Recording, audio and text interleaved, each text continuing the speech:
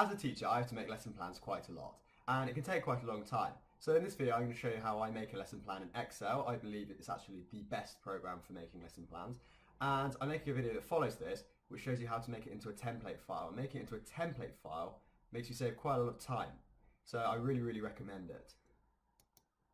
So as you can see here in Windows Explorer, I have a lesson plan template. When I double click on it, it opens up a brand new lesson which is blank, ready for me to fill in.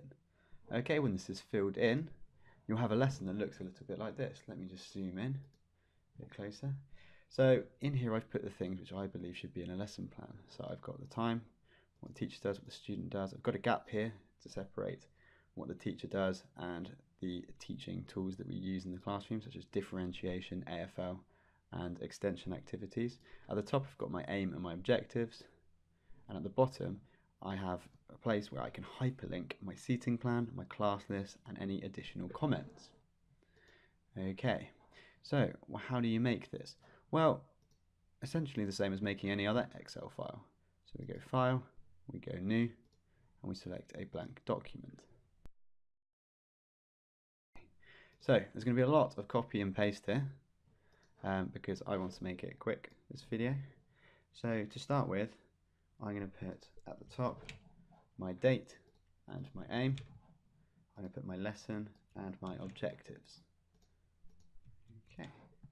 So underneath that I would like my table, so I would fill out these boxes. Notice I left A blank because I like having a small margin at the side. Okay, don't worry about the formatting for now because that can always be changed later.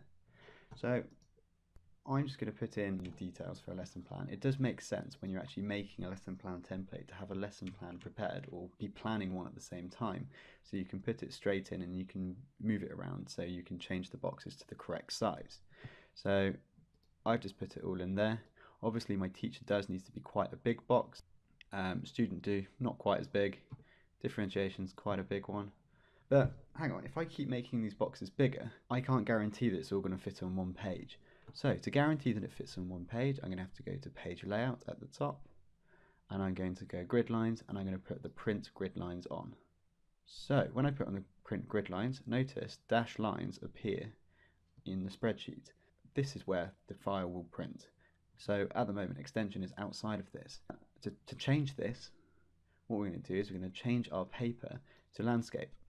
Okay, so we go to orientation, we go to landscape.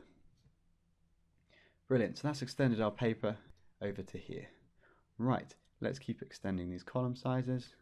So differentiation, AFL, extension. Okay, so we can extend them a bit further until one of them's reached the end of the page. Okay, notice if I make I a bit smaller, it still fits in and it resizes to the smallest column size. Right, if you look at the line along the bottom here, the horizontal one, it's currently just below this cell. Okay, if I make the cell a bit smaller, it should jump up. Why has that happened? Well, the reason why is because the cell below is so big, it needs a whole page to fit on. So if we make the cell a bit smaller, notice it goes below that cell. And in fact, it's down here now. Right, and once again, we're going to resize it. And we're going to resize the last box. Hopefully we should have enough space. Brilliant, so it's just moved down to the bottom here. So all of this now is on one page.